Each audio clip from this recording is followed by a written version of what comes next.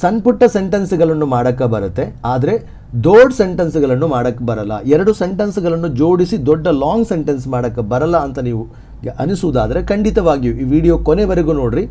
ಇದರಲ್ಲಿ ನಾನು as if ಎಂಬ ಒಂದು ಪದ ಯೂಸ್ ಮಾಡಿಕೊಂಡು ಸಣ್ಣ ಸಣ್ಣ ಎರಡು ಸೆಂಟೆನ್ಸ್ಗಳನ್ನು ಜೋಡಣೆ ಮಾಡಿ ಲಾಂಗ್ ಸೆಂಟೆನ್ಸ್ ಮಾಡುವಂತಹ ಸಿಂಪಲ್ ಟ್ರಿಕ್ಸ್ ಹೇಳಿಕೊಡ್ತೀನಿ.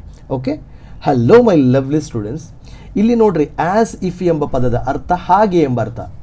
ಈ ಪದ ಯೂಸ್ ಮಾಡಿಕೊಂಡು ನಮ್ಗೆ ಏನು ಮಾಡೋಕ್ಕಾಗತ್ತೆ, ಲಾಂಗ್ ಸೆಂಟೆನ್ಸ್ ಕ್ರಿಯೇಟ್ ಮಾಡೋಕ್ಕಾಗತ್ತೆ. ಅದರ ಫಾರ್ಮುಲಾ ಯಾವ ಥರ ಇದೆ ಅಂತ ಹೇಳಿದರೆ, ಎರಡು ಸೆಂಟೆನ್ಸ್ಗಳು, ಸೆಂಟೆನ್ಸ್ ಅಂದರೆ ಸಬ್ಜೆಕ್ಟು ಮತ್ತು ವರ್ಬ್, ಮತ್ತೊಂದು ಸೆಂಟೆನ್ಸು, ಇದು ಎರಡರ ಮಧ್ಯೆ ಏನಂದ ಹಾಕ್ತೀವಿ ನಾವು ಆ್ಯಸ್ ಇಫ್ ಎಂಬ ಪದವನ್ನು ಯೂಸ್ ಮಾಡಿದರೆ ಆ ಸೆಂಟೆನ್ಸ್ ಎರಡು ಕನೆಕ್ಟ್ ಆಗುತ್ತೆ. ಅದರ ಜೊತೆ ಅದರ ಮೀನಿಂಗ್ ಕೂಡ ನಮಗೆ ಕ್ಲಿಯರ್ ಆಗಿ ಸಿಗುತ್ತೆ, ಸೆಂಟೆನ್ಸ್ ಕೂಡ ದೊಡ್ಡದಾಗತ್ತೆ. ಇಲ್ಲಿ ಎಕ್ಸಾಂಪಲ್ ನೋಡ್ರಿ, ಅವನು ವರ್ತಿಸುತ್ತಾನೆ ಎಂಬುದನ್ನು ಇಂಗ್ಲೀಷಲ್ಲಿ ಏನು ಹೇಳೋದು, ಹಿ ಆ್ಯಕ್ಟ್ಸ್. ಇದು ನಿಮ್ಗೆ ಗೊತ್ತಿರುತ್ತಲ್ಲ. ಅವನು ರಾಜ ಅಂತ ಕೇಳಬೇಕಾದ್ರೆ ಹಿ ಈಸ್ ಕಿಂಗ್. ಎರಡು ಸೆಂಟೆನ್ಸು ಗೊತ್ತು, ಆದರೆ ಅವನು ರಾಜನ ಹಾಗೆ ವರ್ತಿಸ್ತಾನೆ ಅಂತ ಹೇಳಿದರೆ ನಾವು ಕನ್ಫ್ಯೂಷನ್ ಆಗಿಬಿಡ್ತೇವೆ. Simple matter. ಹಿ ಆ್ಯಕ್ಟ್ಸ್ ಅಂತ ಹೇಳಿದರೆ ಅವನು ವರ್ತಿಸುತ್ತಾನೆ, ಅವನು ರಾಜ. ಅದರ ಮಿಡಲಲ್ಲಿ ಆ್ಯಸ್ ಇಫ್ ಎಂಬ ಪದವನ್ನು ಯೂಸ್ ಮಾಡ್ತೀನಿ. ಏನಾಯಿತು, he acts as if he is a king, ಅಂದರೆ ಅವನು ರಾಜನ ಹಾಗೆ ವರ್ತಿಸುತ್ತಾನೆ. ಸೆಕೆಂಡ್ ಸೆಂಟೆನ್ಸ್ ನೋಡ್ರಿ, ಶಿ ಬಿಹೇವ್ಸ್. ಬಿಹೇವ್ಸ್ ಅಂತ ಹೇಳಿದ್ರೇನು, ಅವಳು ನಡೆದುಕೊಳ್ಳುತ್ತಾಳೆ ಅಲ್ವಾ. ಶೀಸ್ ಎ ಬೇಬಿ ಅಂತ ಹೇಳಿದ್ರೇನು, ಅವಳು ಒಂದು ಮಗು. ಎರಡು ಸೆಂಟೆನ್ಸು ನಿಮಗೆ ಮಾಡೋಕ್ಕೆ ಬರುತ್ತೆ ನಾ ಕನ್ನಡ ಹೇಳಿದರೆ.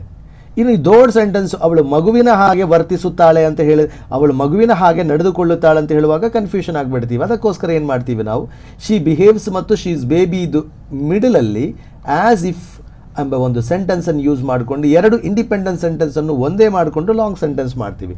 She behaves as if she is a baby. Okay, ಇನ್ನೊಂದು ಎಕ್ಸಾಂಪಲ್ ನೋಡ್ರಿ, ಹೀ ಈಟ್ಸ್ ಅಂದ್ರೇನು, ಅವನು ತಿಂತಾನೆ. ಹೀ ಈಸ್ ಹಂಗ್ರಿ ಅಂದ್ರೇನು, ಅವನು ಹಸಿದಿದ್ದಾನೆ. ಎರಡು ಸೆಂಟೆನ್ಸ್ ನಿಮಗೆ ಮಾಡೋಕ್ಕೆ ಬರುತ್ತಲ್ಲ. ಇನ್ನು ಲಾಂಗ್ ಸೆಂಟೆನ್ಸ್ ನಾನು ಹೇಳಿದರೆ ಕನ್ಫ್ಯೂಷನ್ ಆಗಿಬಿಡ್ತೀರಿ. ಅವನು ಹಸಿದ ಹಾಗೆ ತಿಂತಾನೆ, ತುಂಬ ಹಸಿವಾಗಿದ್ದ ಹಾಗೆ ಅವನು ತಿಂತಾನೆ ಅಂತ ಹೇಳಬೇಕಾದ್ರೆ ಕನ್ಫ್ಯೂಷನ್ ಆಗುತ್ತೆ. ಇಲ್ಲಿ ಏನು ಯೂಸ್ ಮಾಡ್ತೀನಿ, ಆ್ಯಸ್ ಇಫ್. ನೋಡ್ರಿ, he eats as if he is hungry. So I hope you understood very clearly. ಈ ಆ್ಯಸ್ ಇಫ್ ಯಾವಾಗಲೂ ಕೂಡ ಒಂದು ಪರ್ಟಿಕ್ಯುಲರ್ 10 ವರ್ಬ್ಸ್ ಇದೆ, ಅದರ ಹಿಂದೆ ಬರುತ್ತೆ. ಇಲ್ಲಿ ನಾನು ಎಕ್ಸಾಂಪಲ್ ಕೊಡ್ತೀನಿ. ಇಲ್ಲಿ ನೋಡ್ರಿ, 10 verbs: look, talk, act, behave, smile, walk, eat, run, dancing. Majority of time, maximum time as if ಎಂಬ ಈ ಪದ ಇದೆಯಲ್ಲ, ಈ ವರ್ಬ್ಸ್ಗಳ ನಂತರ ಬರುತ್ತೆ. ಸೊ ಹಾಗಾಗಿ ನಾವೇನು ಮಾಡೋಣ, ಈ ವರ್ಬ್ಸ್ಗಳನ್ನು ಕಲಿಯೋಣವಾ.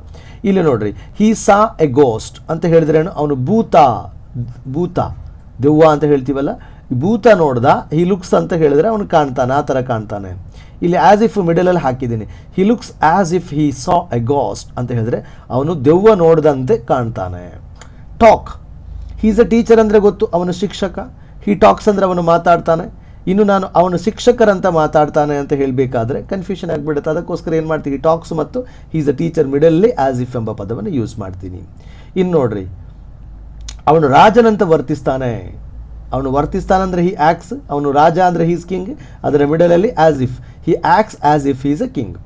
ಇನ್ನು ಅವಳು ಒಂದು ಮಗುವಿನ ಹಾಗೆ ನಡೆದುಕೊಳ್ತಾಳೆ. She behaves as if she is a baby. She behaves ಎಂಬ ಒಂದು sentence, she is a baby ಅಂತ ಮತ್ತೊಂದು ಸೆಂಟೆನ್ಸು, ಮಿಡಲಲ್ಲಿ ಆ್ಯಸ್ ಇಫ್. ಇನ್ನು ನೋಡ್ರಿ, ಅವನು ಉಡುಗೊರೆ ಸಿಕ್ಕಂತೆ ನಗ್ತಾನೆ. ಅವನು ಸಕ್ತಾನಂತ ಹೇಳಿದ್ರೆ ಏನು, ಹಿ ಸ್ಮೈಲ್ಸ್. ಅವನಿಗೆ ಉಡುಗೊರೆ ಸಿಕ್ಕಿದೆ ಅಂತ ಹೇಳಿದ್ರೆ ಏನು, ಹಿ ಗಾಟ್ ಅ ಗಿಫ್ಟ್. ಹೌದಲ್ವಾ, ಮಿಡಲಲ್ಲಿ ಆ್ಯಸ್ ಇಫ್ ಸೇರಿಸಿದ್ರೆ ಸೆಂಟೆನ್ಸೇ ಬೇರೆ ಆಯಿತು. He smiles as if he got gift. ಅವನು ಉಡುಗೊರೆ ಸಿಕ್ಕಂತ ನಗ್ತಾನೆ. ಇನ್ನು ನೋಡ್ರಿ, ವಾಕ್ಸ್. ಅವನು ರೋಬೋಟ್ನ ಹಾಗೆ ನಡೀತಾನೆ. ಅವನು ನಡೀತಾನಂದ್ರೆ ಏನು, ಹಿ ವಾಕ್ಸ್. ಅವನು ರೋಬೋಟ್ ಅಂತ ಹೇಳಬೇಕಾದ್ರೆ ಹಿ ಈಸ್ ಅ ರೋಬೋಟ್. ಎರಡು ಸೆಂಟೆನ್ಸ್ ಇದು, ಮಧ್ಯೆ ಏನು ಕೊಡ್ತೀನಿ, as if. He walks as if he is a robot, ಅಂದರೆ ಅವನು ರೋಬೋಟ್ ಹಾಗೆ ನಡೀತಾನೆ. ಇನ್ನು ಅವನು ಹಸಿದವನಂತೆ ತಿಂತಾನೆ. ಅವನು ತಿಂತಾನೆ, ಹಿ ಈಟ್ಸ್. ಅವನಿಗೆ ಹಸಿವಾಗಿದೆ, ಹಿ ಈಸ್ ಹಂಗ್ರಿ. ಇದೆರಡನ್ನು ಸೇರಿಸಿ ಮಿಡಲಲ್ಲಿ ಆ್ಯಸ್ ಇಫ್ ಹಾಕಿದರೆ he eats as if he is hungry, ಅಂದರೆ ಅವನು ಹಸಿದವನಂತೆ ತಿಂತಾನೆ. ಇಲ್ಲಿ ನೋಡ್ರಿ, ಹಿ ರನ್ಸ್ ಅಂದ್ರೇನು, ಅವನು ಓಡ್ತಾನೆ. A dog is chasing him ಅಂದ್ರೇನು, ಒಂದು ನಾಯಿ ಅವನನ್ನು ಬೆನ್ನಟ್ತಾ ಇದೆ. ಇದರ ಮಿಡಲಲ್ಲಿ ಆ್ಯಸ್ ಇಫ್ ಎಂಬುದನ್ನು ಯೂಸ್ ಮಾಡಿದ್ರೆ he runs as if a dog chasing him, ಅಂದರೆ ನಾಯಿಯೊಂದು ಬೆನ್ನಟ್ಟಿದಂತೆ ಅವನು ಓಡ್ತಾನೆ. Dance, she dances as if she is a hero. ಅವಳು ಹೀರೋನಂತ ಏನು ಮಾಡ್ತಾಳೆ, ಡ್ಯಾನ್ಸ್ ಮಾಡ್ತಾಳೆ. ಶಿ ಡ್ಯಾನ್ಸಸ್ ಎಂಬ ಪದ, ಶಿ ಈಸ್ ಅ ಹೀರೋ. ಇನ್ನೊಂದು, he sings as if he is a singer. ಅವನು ಹಾಡ್ತಾನೆ ಈಸ್ ಎ ಸಿಂಗರ್ ಅಂದರೆ ಅವನೊಬ್ಬ ಗಾಯಕ ಅಂತ ಅರ್ಥ. ಅವನು ಗಾಯಕನ ಹಾಗೆ ಹಾಡ್ತಾನೆ. He sings as if is a singer. I hope you understood very well clear here.